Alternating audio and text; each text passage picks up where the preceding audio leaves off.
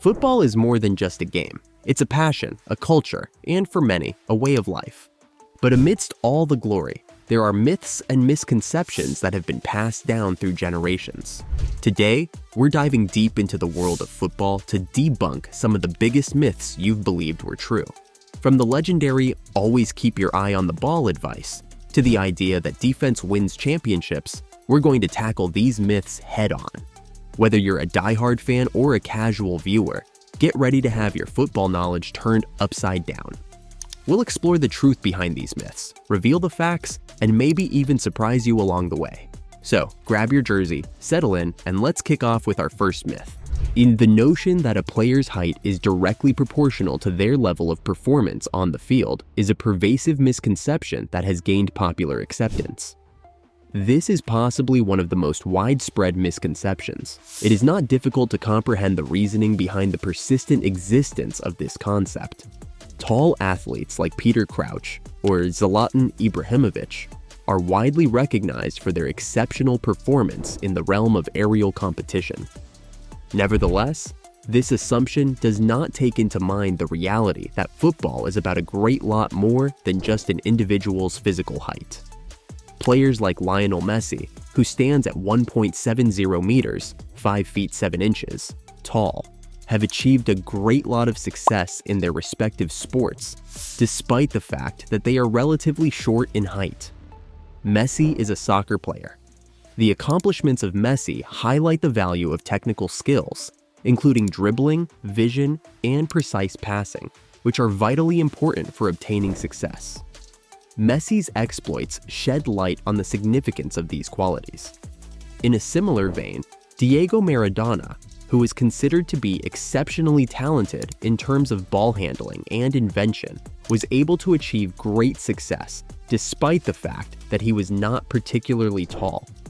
The fact that he was not particularly tall did not prevent him from accomplishing this task. Even though there are certain positions in football that can benefit from height, such as defending against aerial threats or scoring headers, height is not a prerequisite for excellence in the sport of football, although there are some places that can benefit from height. The notion that great football players are always in the best possible physical condition is a common misconception that is widely held. This is yet another false belief that is widely held. Despite the fact that great players do keep their fitness levels at an exceptional level, there is more to a successful player's performance than just their physical strength. This is due to the fact that there are additional elements that contribute to each of their achievements. To be successful in the sport of football, it is essential to have a healthy combination of physical fitness, mental acuity, and technical proficiency. Only then can one hope to attain success. A player like Andrea Pirlo, who is known for his calm and precise passing rather than his scorching pace, is an example of a player who demonstrates that exceptional performance is not exclusively predicated on physical ability. This is demonstrated by athletes such as Andrea Pirlo, who are examples of players who exhibit this. To be able to satisfy the demands of the game, which are as varied as the demands of the game itself, players are required to excel in a variety of additional areas in addition to their physical training. This is done in order to meet the requirements of the game. One more widespread misunderstanding is the notion that a particular arrangement is unquestionably guaranteed to be successful. Quite a few people have this misunderstanding. There is a prevalent misconception among fans that certain formations, such as 4-4-2 or 4-3-3, are sure to win every single time. This is one of the most widespread misconceptions. However, the manner in which any formation is carried out is an essential component that plays a role in determining how effective it is. This is because the manner in which any formation is carried out is a critical component. Not only is the effectiveness of a formation dependent on the player's comprehension of the responsibilities that have been allocated to them, but it is also dependent on the degree to which the formation may be altered to counteract the strengths and weaknesses of the opponent.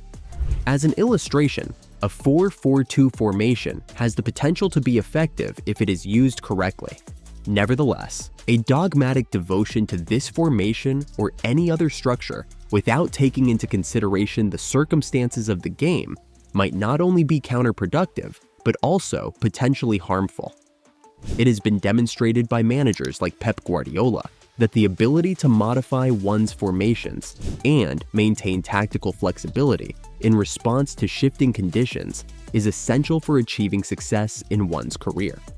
Managers, for example, have successfully proved that this capability is necessary. This theory is incorrect because it fails to take into account the substantial role that player performance and the chemistry of the team play in deciding the overall success of the team. The idea that the success of a team is solely dependent on the plans that are implemented by the coach is a flawed theory. On the other hand, despite the fact that coaches are accountable for providing players with strategic frameworks and advice, it is ultimately the players who are responsible for putting these plans into action. Not only do successful teams typically have coaches who are skilled, but they also have players who are able to successfully evaluate and adjust to the techniques that are being utilized by the team. This is a significant contributor to the accomplishments of these teams. The extraordinary performances of players such as Didier Drogba and Wesley Sneijder during Jose Mourinho's tenure at Chelsea and Inter Milan are such a terrific illustration of how his technical brilliance was complemented by the great performances of other players. This is a fantastic indicator of how Jose Mourinho's technical talent was complemented by the greatest performances of other players. In order to achieve success, it is necessary for there to be a dynamic connection between the plan that the coach employs and the execution that the players perform on the baseball field. In order for the team to achieve their goals, it is necessary for them to engage in this interaction. Another common misunderstanding is that the teams that have the most money in their budgets are also the ones that have the most success. This is not the case. To a large extent, people are under the impression that having financial power is directly proportional to having success. On the basis of the fact that vast quantities of money are spent on players in the transfer market, this view is founded. However, this is something that has been shown throughout history.